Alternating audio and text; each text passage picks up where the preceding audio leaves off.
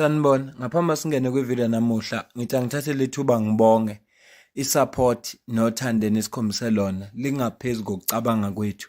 Siyacela niqhubeke nisupporte njalo ngokubuka amavideo ethu, ungakhohlwa ukukhomenta, ushare, ulike. Siyafisa ukuzwa umbono wakho. Sicela ke singene kwivideo namuhla. Uma singene odabeni lanamuhla, angiqale ngokuncoma labo MMC abalandelayo. uDr Mgcini Ntshwako oku-screen sakho ngomsebenzi omuhla wenzayo. Kube u-MMC we-Human Settlement noma Informal Settlement angazi kahle.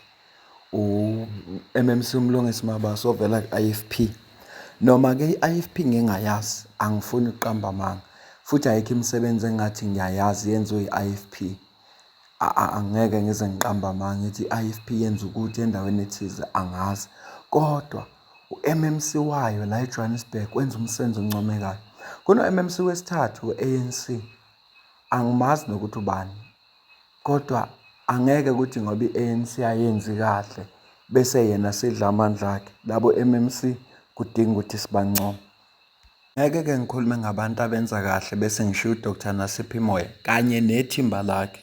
Kufanele ngikugcizelele leli ukuthi ukanye nethimba lakhe i-coalition ekhona phakathi kwe-Action SA, i-EFF, angazi nayo i-political party lapha eTshwane, kwenza umsebenzi ube lula ngoba babambisene. Nazi indawo nje azivalile so far. iPhintombi uyivalile, Divorosong wayivala, Capital Inn wayivala, Accommodation 368 wayivala, Pavilion uyivalile, Budget uyivalile, Open Field uyivalile. Lawa angama-club anga-comply, anabantu abathengisa ngomzimba. Besikhuluma ngayo nje kule post yayizolo noma yakuthanga, ngisakhumbuli kahle. Ngakho-ke ngabe ngenze iphutha elikhulu uma ngase ngimshiye uDr Nasiphi Moyo. Udaba lama-illegal immigrants, i-corruption, i-crime eyenzeka la eSouth Africa iyophela mzukwane laba abasemandleni bahlangana babambisana ukuze kuliwe nalesihlava. Yingakho kuthe makudutshulwa uWitness D, uMarius van der Merwe, kwahlangana kwathiwa ina joints, kwahlangana ominister abaphethe uminister we-justice kwayi-SANDF, kwaba uGeneral Fani Masemula ne-state security agents. Kwahlanganwa ngoba uma behlangene kuzokwazi ukuthi kuzwe namasu neyindlela zokulwa nesihlava. Nala uma kuliwa nobugebengu kufanele lama stakeholders asuke ethinteka lapha ahlangana. Angeke ngenze umzekelo. Uma ngathiwa nje KZN ngoba yona ndawo esengeke ngayibona balwa nodaba lama illegal immigrants aqashwe ngabantu ngokungekho semthethweni, siyasibona ukuthi kuba khona immigration officers, kube khona iSAPS ngoba abantu okuyibona ababheka abantu ukuthi bafanele ukuba la noma bafanele laba be-immigration. So siyadinga ukubambisana phakathi kwe-Home Affairs kanye namaphoyisa, JMPD, EMPD, TMPD kanjalo kanjalo, ukuthi kubambisana. Uma bebambisene kanjalo izonqotshwa inkinga ye-crime kanye nama-illegal immigrants. Kodwa ngidumbele uma ngibona ivideo kaDr Mgcini Ntshwako echaza inkinga eyenza ukuthi lento esibhekene nayo ingaxazululeki. Ngicela uzwe la. Then they must come to the party. The Minister of Home Affairs, DG Umakonde, I know him very well. I used to work with him. He's a very good guy. I think maybe this message has not actually gone to him. Your people are not doing the work. And we all this nonsense we're seeing here every single time, blaming us in terms of illegal foreigners and all of that. It's them that they're dragging their feet. I've asked them a couple of times to come and check to check on individuals who don't have any document to really process them. They say no, you come and you must give us a notice, 2-day notice, 3-day notice. They don't even work at night. They don't work on weekends. They don't have tools of trade. So we don't have Home Affairs, man. Where is this Home Affairs we're talking about? Every single time we're all going to be blamed with all this chaos that is happening here. They don't do their work. Home Affairs is not doing their work at all, none whatsoever. And I'm tired of this nonsense because we want them every single time to come to, because we find sometimes people who don't have any document. They must come in and process them. So everyone, they always come and cry on us, but no one goes to Home Affairs. I don't know why. We've been sending requests, said they're undocumented foreigners that you need to process them and check where they're coming from, and you need to check if, because we don't have those expertise to check if individuals have documentation or not. Yesterday we did that rate, they were not there. So they don't work at night, they don't work, they at 8, it's an 8 to 4, they leave. They don't even have cars. Sometimes we must actually give them cars. They don't have the resources.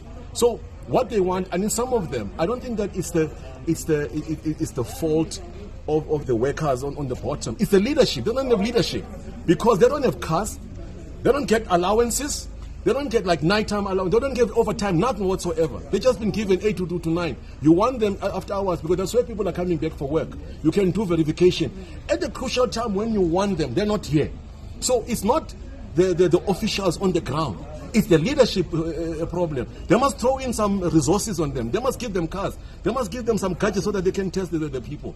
And then, again, when they have to go to SEPs, we must go drag SEPs every single time. Because when you take these, when you have to verify these, the undocumented foreigners, you must take them to SEPs. Now SEPs as well, they're overwhelmed. They say, then it's another. Then I have to call and call General Mtombeni.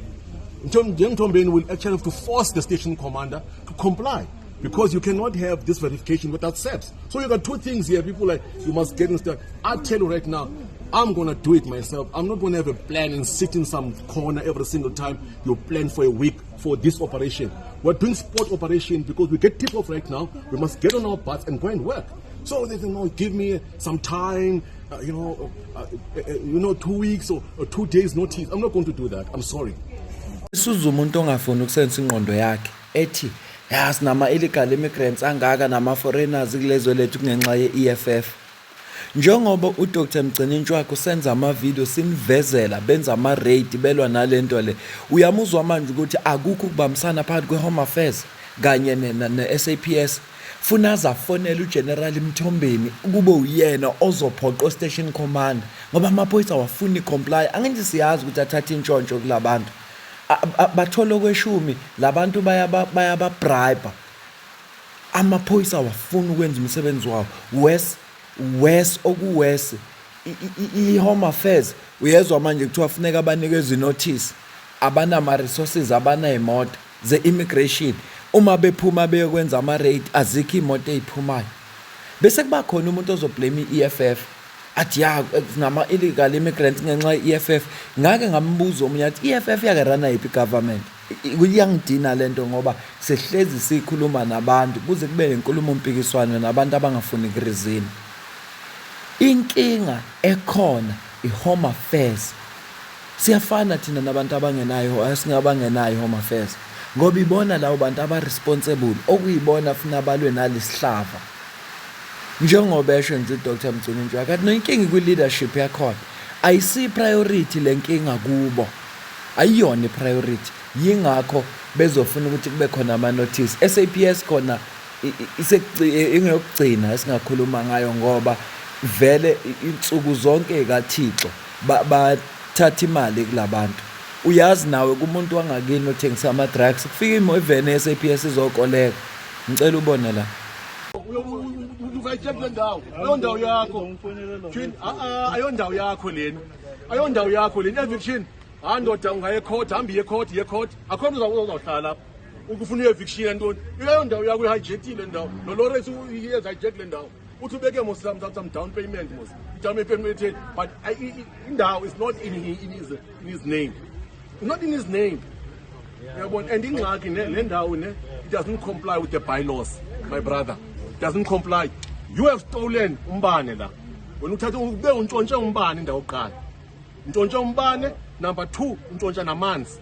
Uqhiba kwakho ungena ngaphakathi ufaka iwendi all the way. Uqhiba kwakho uzapha kumuntu uxela bafuna eviction. No, ndofathi runa le. Inja.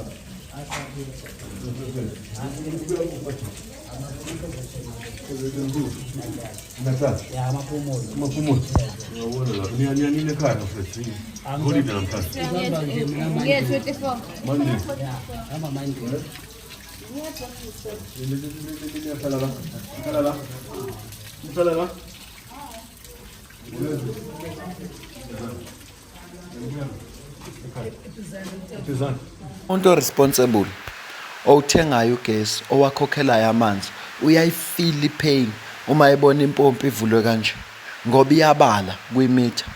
Kodwa kunabantu abazithatha lenze mahhala, bayihijackile ibuilding, baweba amanzi, baweba ugesi, abakhokhi. Thina ngapha siyakhala ugesi uyasidurela, sizama ukucomplya because we are law abiding citizen. Kodwa kunabantu abadla mahhala, abenza izinto the way bethanda ngakhona.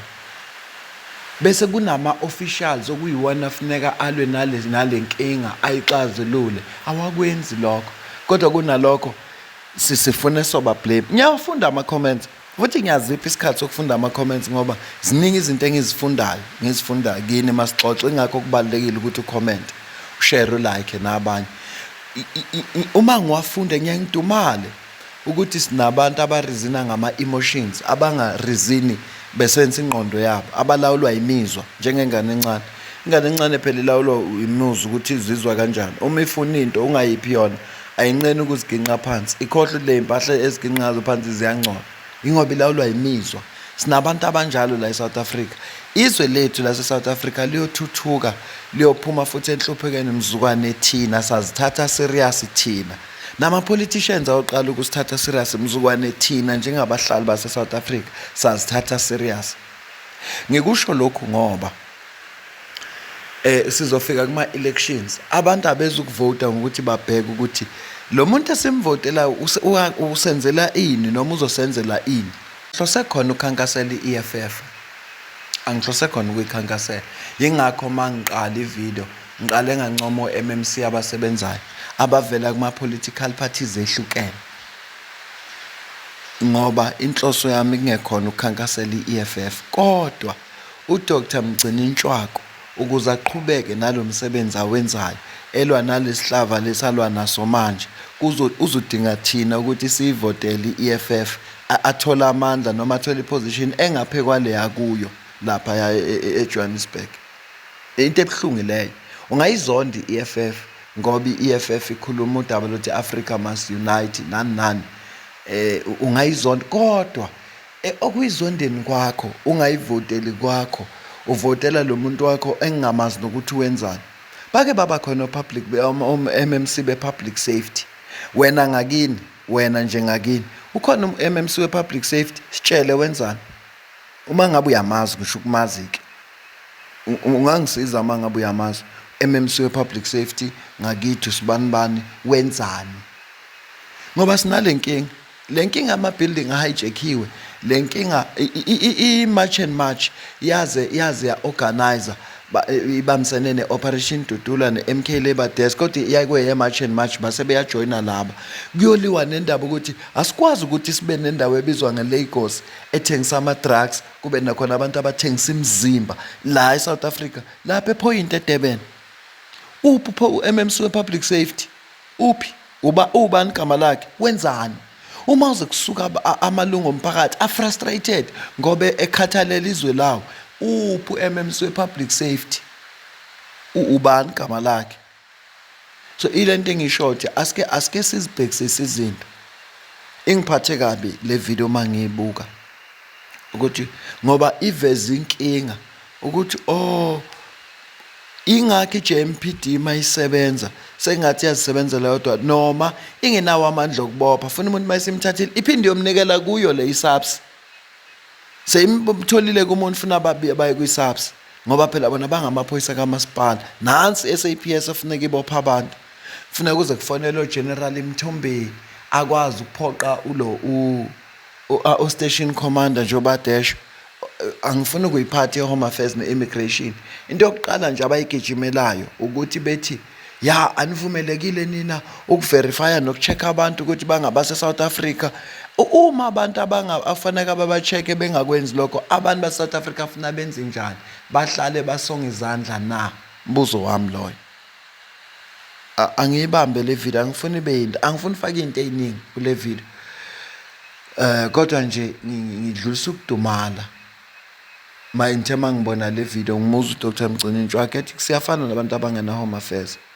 Ne-SAPS ayifuni ukusebenza. Ngiphetha njengabantu base-South Africa kukithi uma sikuthanda ukuhlupheka siyoqhubeka sivotele labade sibavotela bangasisizi ngalutho. Kodwa mzukwane safuna ukubona iy'nguquko siyoshintsha sibuka ukuthi usibanibani uyasebenza ngoba ama-policies akhona maningi kakhulu.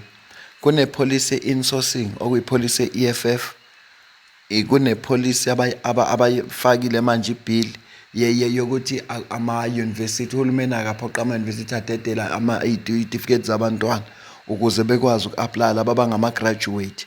I-EFF yenze lokho nango-MMC we-public safety. Kuwo wonke lama-policies angifuni ukuyiphatha-ke kwa-finance, sikhulume kakhulu ngayo lapho Omphile Mawuthi akhuluma iy'nto ey'ningi khona. Bengiqala mina ukubona i-Reserve Bank, abaphathi be-Reserve Bank besephalamende ngoba i-EFF yarequestile ukuthi abeze kuzokhulunywa ukuthi kungani kungabikho amabhenki abantu abamnyama, kungani zonke lezi nkinga ngoba i-Reserve Bank inemithetho eqinile eyayingekho imithetho ngesikhathi amabhunu ekhanda amabhenki lawo esinawo. Ingakho kubalulekile ukuthi njengabantu base-South Africa nabantu abanebala njengelami asijwayeze ukufunda ama-manifesto wama-political parties, asiwafunde sizokwazi ukuthi le party imele ini, ibathembisana abantu abayivotelayo ukuze sizobona ukuthi iyadeliver nanoma ayideliver kulokho ekuthembisile kubantu abayivotela. Okwesibili, asizijwayeze ukufunda, siwafunda ama-manifesto sazi ukuthi i-political party ikholelwa kuphi, imiphi ngodaba oluthinta ama-drugs, imiphi ngodaba oluthinta ama-illegal immigrants, imiphi ngodaba oluthinta imfundo. Asiwafunda ama-manifesto, asizijwayezeni ukufunda ukuze sizokwazi ukuthi i-political party esiyivotelayo imeleni, sizokwazi ukuthi imeleni. Mina nawe asidibane kwivideo elandelayo. Ungakhohlwa ukucomment, ushare, ulike, usubscribe.